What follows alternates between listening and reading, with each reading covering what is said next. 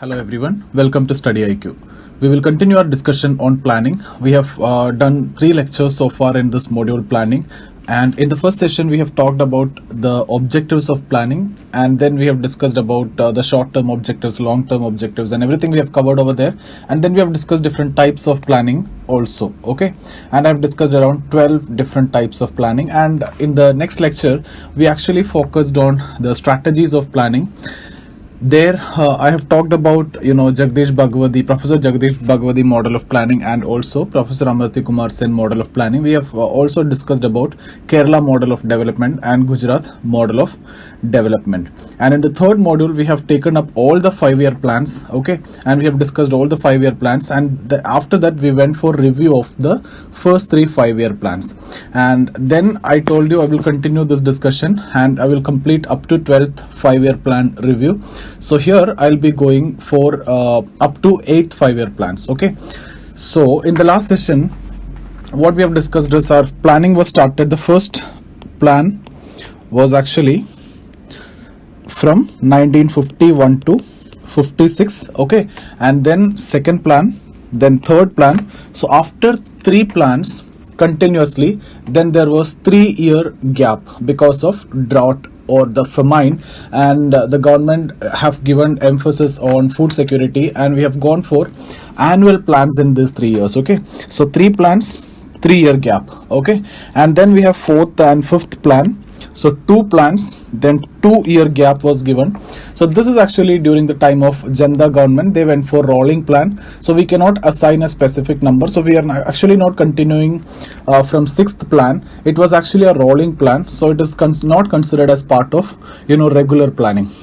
And then in 1980, when Congress government come back into power, the planning 5-year plans are actually continued, and then 6th and 7th plan have been done. And what happened after that? So 2 plans are over, again 2-year gap. So here also there was a plan holiday, and this was basically because of the balance of payment crisis which happened during this time, 91-92 time. And then 8, 9, 10, 11, 12, all these plans were actually consistent. So what you need to remember, or how will you remember, is the first 3 plans and after that 3-year gap. So these 3 years actually annual plans were there, and the issue was famine, okay. And then 2 plans consistently, and then 2-year gaps. Here this is actually rolling plan. It is not that planning is actually stopped or plan holiday was announced. That's not the case. So this is rolling plan, but here it was plan holiday, okay. There was no 5-year plans, okay. Then again 2-year plans and then 2-year gap. This was due to BOP crisis. Here also annual plans or plan holiday was announced, and it is because of BOP crisis, okay. And then it was consistent. So what you need to remember ultimately is this number 3, 2, 2. So 3 plans, 3-year gap, 2 plans, 2-year gap, 2 plans, 2-year gap, and there onwards it is consistent. Then the year is going to be very easy for you. So this is going to be 56 to 61. This will be 61 to 66.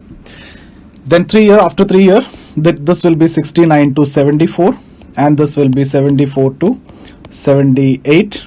Actually till 79, but this plan was terminated in 78 when the Janda party comes into power. I'll discuss this now.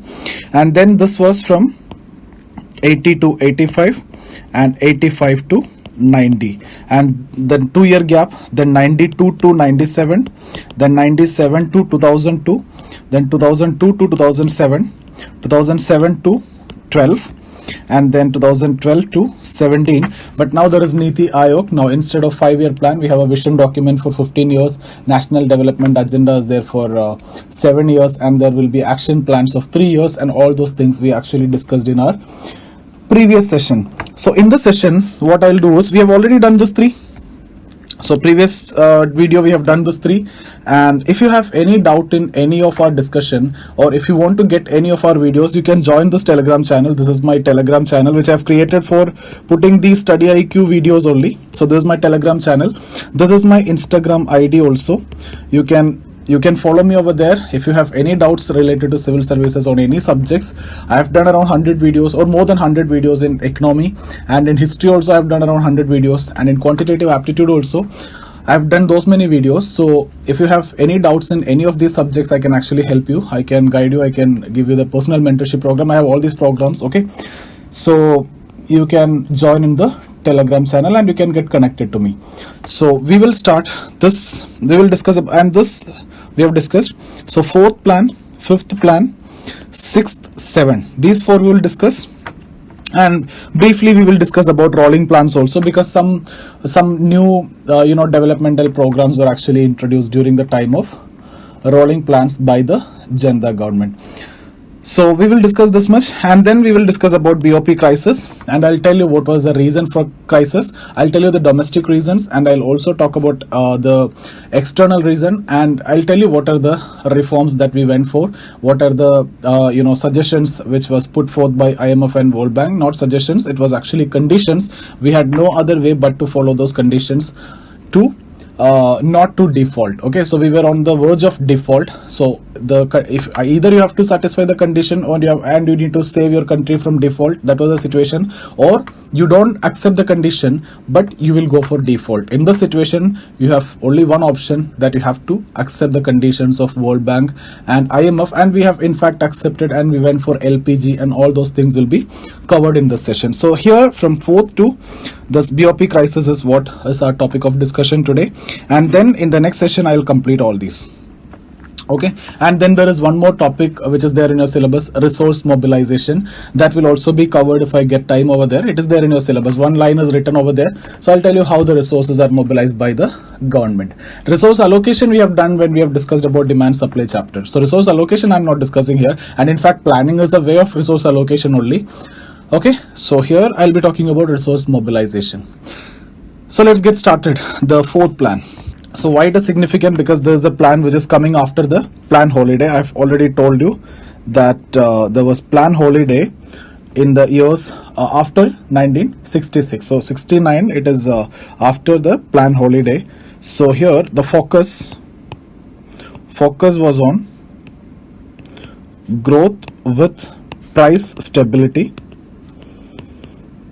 Growth with price stability and self-reliance in forex. So when we started off with this module, I have told you different plans have given different focus. Okay, so here the most important focus which was given is actually to achieve self-reliance on forex. Okay, so the focus is growth with price stability and self-reliance in forex. So how to get self-reliance in forex? So basically you can see during this 5-year plan there were a lot of export promotion policies which were introduced. So when you export you get the forex, right? So that is how you can be self-reliant on forex.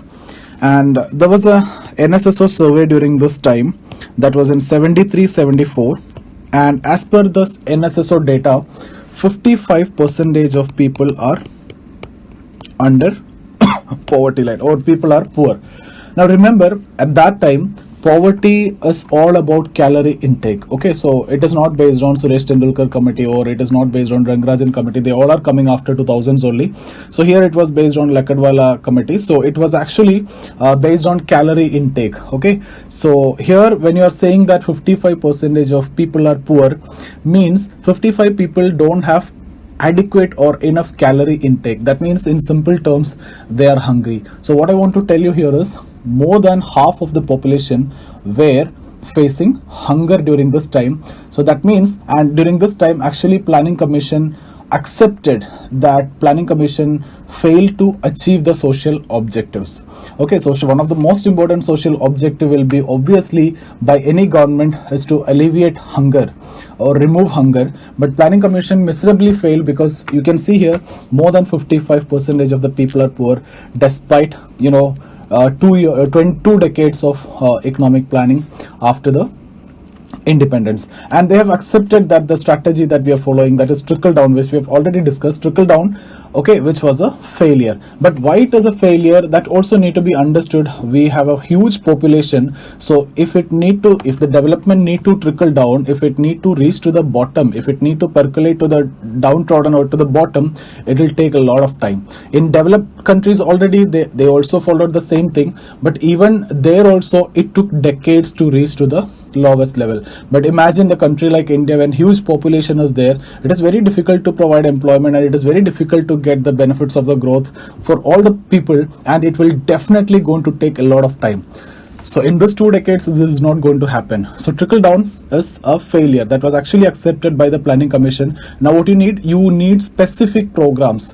That means if there is a problem of hunger that you're facing, you cannot go with overall planning, and in that removal of hunger is one of the component. No, that is not possible. You need specific programs to tackle this issue. Okay, and you can see in the coming planning, you will see different policies for this. So this was during the time of Congress government. So this was actually severely criticized by everyone, and even when you see Planning Commission is also accepted.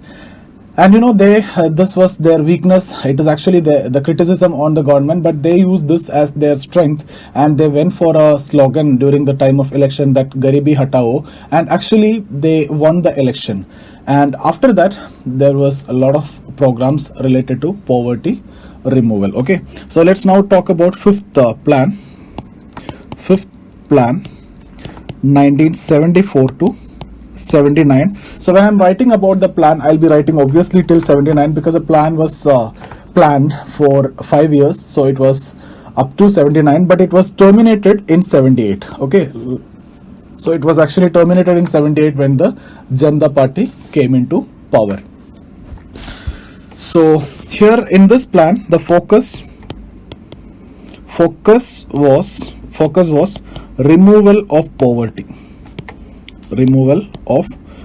So there were a lot of minimum needs program, and the growth achieved during this plan was 4.8%. So this is important. And the previous plan, the growth was every year you need to know the growth rate, every 5-year plan, and you also need to know the focus. So growth here was 3.3%. Remember, we are actually picking up from that plan holiday and that issues. Okay, and before this we had the lowest ever growth in any planning, that was 2.8%, which was in third 5-year plan. Lowest ever growth in any 5-year plan was seen in the third 5-year plan, and the growth was recorded as 2.8%. Okay, so this is about the fifth 5-year plan, and I told you it was terminated in 78, and after that there was rolling plans. So when I'm talking about rolling plan, I told you what do you mean by rolling plan. Every year there will be planning, but every year it is not for 1 year. Every year they'll make plan for 5 years. Okay, so every year there will be plan for 5 years, and the previous 5-year assessment will also be made. So here from it is like this, from 78 to 83 there will be a plan. They have made a plan, and then 79 to 84, and then 80 to 85. So this is how the rolling plans are made. But in 1980, Congress government came back to power, and this rolling plan actually terminated. So if you are writing rolling plans, effectively you can say this is from 1978 to 80 only, because in 80 the rolling plans are actually terminated and the normal plans were actually resumed. So rolling plans is till 1980. Now some new schemes were introduced during this time, and they have also given importance to poverty alleviation and employment generation program. Poverty alleviation and employment generation program. So the first one among this was wage employment program. So in 1978 there was a food for work program. So this is the first program by the central government to give employment. What about the state government? State of Maharashtra started a program, employment generation scheme before. Okay, employment generation scheme. So this is the first state government program, and wage employment program, that is under that food for work program by the center was the first employment guarantee program by the central government. Okay, and secondly, after wage employment program, then there will be self-employment program. Self-employment program. So there will be two components of this. There will be a formal training, and after the training you will be given finance to start some self-employment, okay, or business or on enterprise, etc. And in 1978 they have introduced a very important program, very big program, and before MNREGA, this was actually the largest program, and that was actually happened after, after this rolling plan. When Congress government came to power, they actually, without changing the name, they extended this program to all districts, and that eventually became the largest program before MGNREGA in terms of coverage. Okay, so in 1978, IRDP, Integrated Rural Development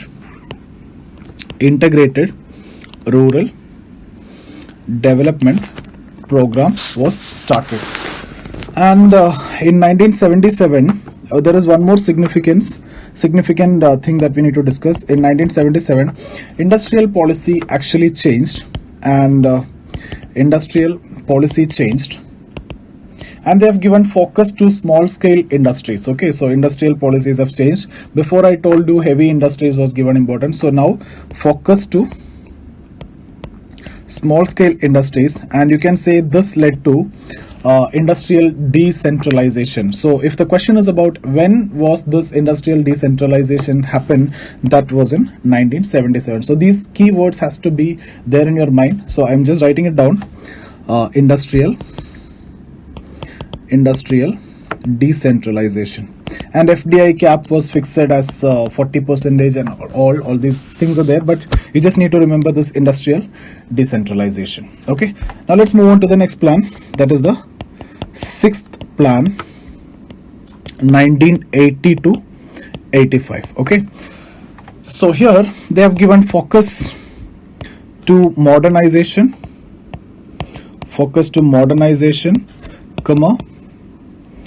poverty alleviation and employment generation. So when I'm talking about there is the thing is that we have heavily invested in the public sector, PSUs, but the problem is the efficiency is very low, the productivity is actually very low. So when I'm talking about modernization, this is basically to improve productivity, and especially industrial productivity. So let me write it down: improve industrial productivity. So what all things to be done for that? So let's talk about modernization first, and then we will talk about poverty alleviation and employment generation. So what all things has to be done? Firstly, industrial policy liberalized. Okay, so there was an industrial policy statement 1980, industrial policy statement 1980 released, and licensing norms were actually relaxed, and the broadbanding concept was introduced. For example, if you have license to produce two-wheelers, you can produce scooter as well as motorcycles, so there is no such restrictions. Okay, so that is one thing. Then MRTP Act, FERA Act, etc. were liberalized. So overall what happened, industrial growth is actually increased, and this period is the takeoff period of Indian industries. The takeoff period, or till then the industrial growth, even though investment was there, it was like 5%, etc. But now onwards industry is going to grow at more than 7%. So this is actually the takeoff period of Indian industries. Okay, and secondly, R&D increased, okay, or improved. So I have already told you we are importing all the machines, so we don't have any technological know-how. So the sixth plan have given focus on technological know-how. Okay, so this is actually technological self-reliance. So technological self-reliance. Then third one, introduction of computers and telecoms. Okay, what about this poverty alleviation and employment generation? So modernization part that we have discussed, so these are the different dimensions. Now when we talk about poverty alleviation and employment generation, in 1978, okay, this food for work program actually extended and it was renamed as NREP, National Rural Employment Program. National Rural Employment Program to some district. Okay, so some district this was going on, and in 1983 there was another program which was introduced, that is RLEGP, Rural Landless Employment Guarantee Program. So Rural Landless Employment Guarantee Program. So some districts this was going on, and in some district this NREP was going on. So Food for Work program is actually renamed and extended also. And in 1978 I have already told you that there was this IRDP was introduced, and the name of this was not changed, and it was extended to all districts. So extended to all districts and implemented it in the entire country, and I've told you this was the largest program in terms of coverage, and before MGNREGA. So that is the significance of IRDP. Now the growth that we have achieved during this plan is actually 5.7%. Okay, so I told you don't want to read anything apart from this class note if you are taking it properly. I am covering everything related to all the 5-year plans. The review has been done properly. I have read so many books that's actually not required for you. Okay, and the classes which I have also attended before was also good. Okay, so his contribution is also there, so there is no need to read anything apart from this notes if you have. Now let's go for the 7th plan.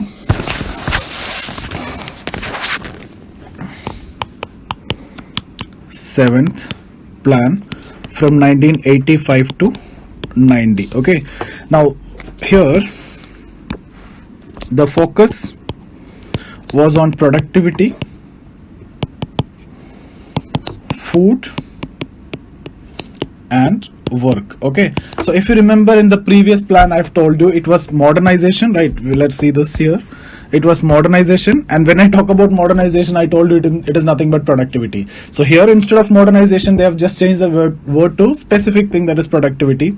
And then poverty, I have already told you it is nothing more than food only at that time. It is because of poverty is understood in terms of calorie intake. The minimum calorie intake, if you don't have, you are poor. Okay, and employment generation means it's all about work. So here instead of modernization, productivity; instead of poverty, it is food; instead of employment, it is work. So actually it is the same focus as that of the previous one, exactly the same thing, just the name is changed. Okay, so here what happened was NREP, National Rural Employment Program, and Rural Landless Employment Guarantee Program, RLEGP, these two are actually merged to Jawahar Rozgar Yojana. Okay, and in 1985 there was another program, very important program, which was introduced, that is Indira Awas Yojana, and the growth that we have achieved during this plan is actually 6%. So that is also important. Now see here, you can see growth is accelerating after the plan holiday. Consistently the growth is improving. So the point is the growth is increasing. The macroeconomic situation was destabilized during this time. Okay, it was macroeconomic situation was deteriorating, and we were facing acute forex shortage during this time. And forex shortage means it led to BOP crisis. We didn't even had $1 billion with us to pay the import bill, and we are even not able to pay import bill of 1 week imports. Okay, and even World Bank also was not willing to give us assistance, and they have demanded that you pledge gold, then we give you money. That was the situation. Okay, and we pledged gold and we got money, but after that we have pledged all the gold, then what you'll get, what you'll do? And then the government went for negotiations, and then we have to satisfy their conditions, and we went for LPG. But before that, let's try to understand what was the reason for this BOP crisis. So let me talk about BOP crisis. And because of this BOP crisis, that 90 and that 2 year after 90, there was no 5-year plan, and the government announced a plan holiday during this time. Okay, so let's talk about the causes. When you talk about causes, I'll talk about domestic causes. There are domestic causes and there will be external causes as well. Okay, so domestic causes, the first one is actually very high inflation. Okay, So very high inflation means Indian products are, very much dearer or expensive for the foreigners. And during this time we didn't had a floating exchange rate system like we have now, which was introduced later only. At that time we have a fixed exchange rate system. So the instead of otherwise, if it is market operated, the rupee should have depreciated, and that would have solved some of the problems.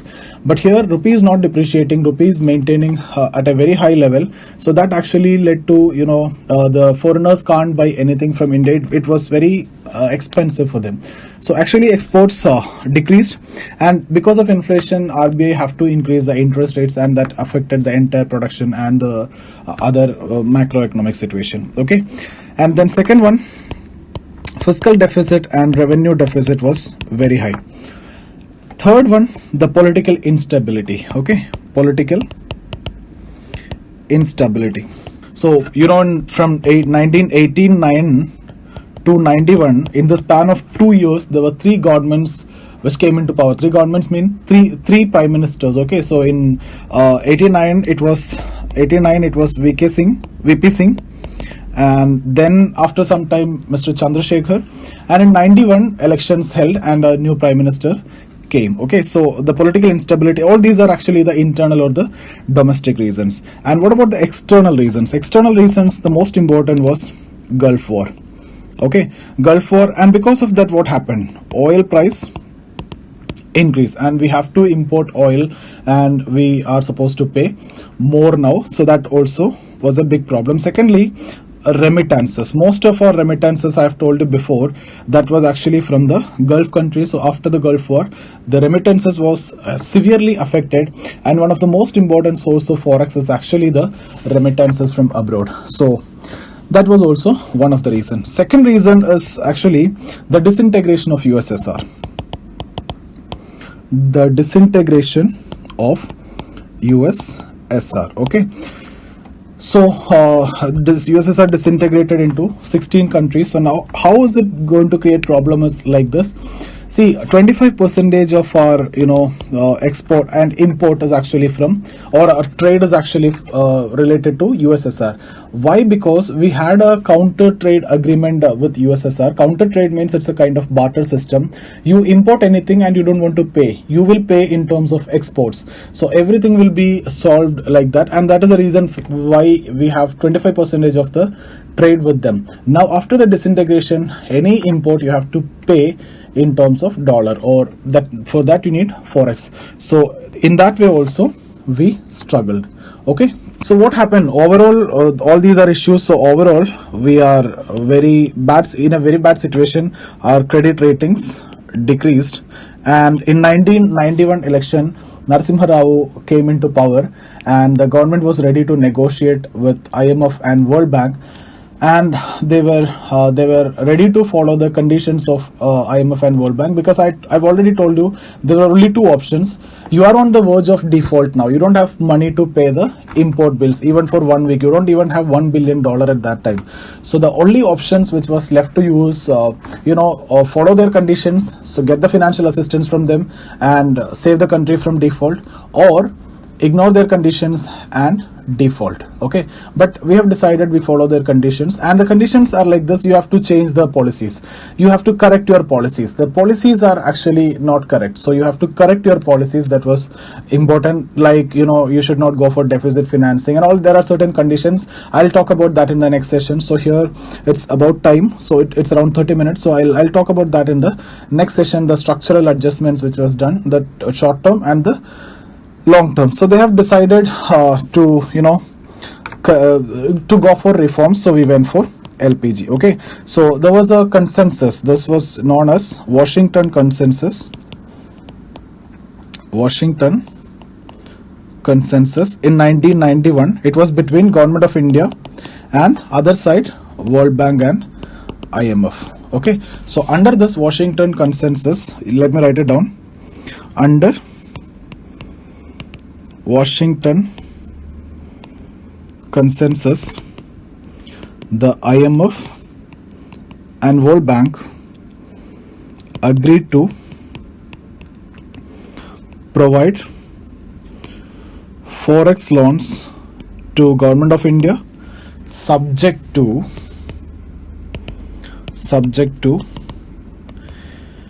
implementation of economic reforms. Okay, or this is also known as new economic policies, or you can also call it as first generation reforms, because second generation reforms will come again during Janata Party government. Okay, so first generation reform, or you can also call it as Rao Manmohan model. Okay, now what are the reforms? I'll talk about that in the next session. It is actually, what is the technical name of this reform? Technical name of this reform is Macroeconomic Stabilization. So I'll tell you what are the macroeconomic stabilization. These are certain short-term measures which was suggested by the IMF and World Bank. So the technical name of the reform is actually Macroeconomic Stabilization and Structural Adjustment Program. So this is actually some long-term measures. I will also tell you what are these long-term measures. So in the next session, we will be talking about this macroeconomic stabilization, what do you mean by this, and what all are the contents in this, what are the suggestions made by the IMF and World Bank, and I'll also talk about this SAP. It is also known as SAP, Structural Adjustment Program, and what are the long-term measures. Then after that, we will also discuss about the rest of the planning, the 5-year plans, 8, 9, 10, 11, 12, and after that Niti Aayog. We will talk about the vision document, we'll talk about national development agenda, and we'll also talk about resource mobilization, which is there in your syllabus. One word is there, so anyway I'll cover that also. We are anyway covering the 100% of the syllabus. I don't know whether the complete video is available in YouTube or not, but I have covered everything. I've given the videos also. You may get it in terms of classes as well. But you can join if you have any doubt. You can join in this Telegram channel. I'll share all my videos over there. And this is my Instagram ID. So Zia Safir. You can write to me Zia Safir 123 at gmail.com. Okay. So see you guys.